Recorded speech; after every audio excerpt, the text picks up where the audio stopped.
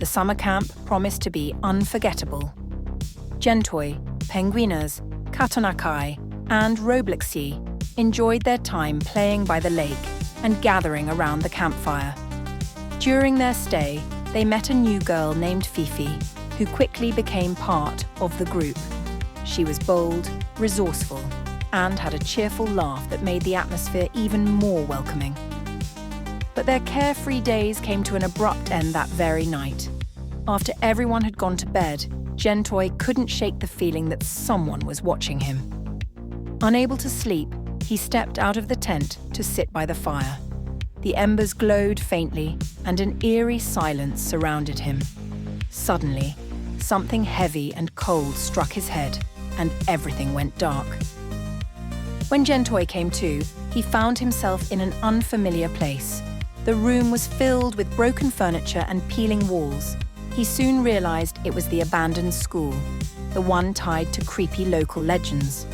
Nearby were Penguinas, Catonakai, Robloxie, and Fifi.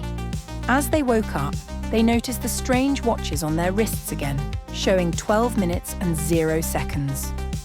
"Not these things again," Robloxie exclaimed. The group decided to explore the school. Their curiosity led them to the gym, where they found an incomplete robot suit standing in the middle of the dusty room. It looked strange but strangely captivating. "Wow, this looks amazing," Gentoiy said with excitement and decided to try it on, ignoring the warnings of his friends. The moment he fastened the last strap, his face twisted in agony. The suit began to tighten, its metal parts cutting into his skin. He screamed as he fell to the floor. The others watched in horror as Gentoiy fused with the machine. The suit came to life, turning him into a horrifying nightmare Bonnie. At that moment, the watches began to count down. Time was running out, and the group scattered in fear. When the countdown hit 11 minutes and 30 seconds, Bonnie rose and began the hunt. His steps were heavy, and his glowing red eyes pierced the darkness. Catonakai was the first to fall. Weighed down by too many campfire snacks, he couldn't run fast enough. Bonnie's menacing jaws engulfed him, and the remaining watches flickered, reducing the time. Robloxie was next. She tried to hide in a classroom, but Bonnie tore through the door and caught her. Her screams echoed through the halls until they abruptly stopped. Only 3 remained, Penguinas, Fifi, and Bonnie, who relentlessly pursued them. With just 2 minutes left on the countdown, Penguinas and Fifi were cornered in a hallway, trapped by the sound of heavy footsteps closing in from both directions. Penguinas suddenly remembered the firework his grandmother had given him, tucked in his jacket pocket.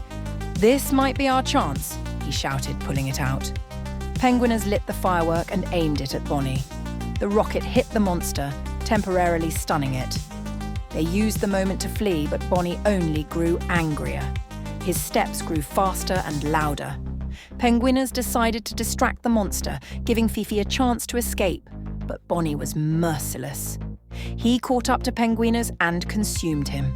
Fifi was the last one standing. She sprinted through the corridors, desperately searching for an exit.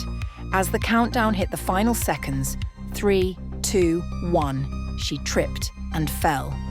Bonnie's claws were just about to grab her when he suddenly vanished into thin air. Silence filled the air. Fifi lay on the ground, breathing heavily, trying to comprehend what had just happened. She looked around and saw her friends lying nearby, motionless but unharmed. One by one, they woke up, as if emerging from a deep sleep. Without saying a word, they left the school, sensing that something dark remained trapped within its walls.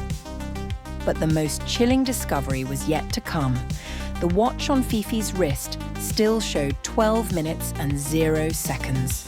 This was the end of their story, or perhaps just the beginning.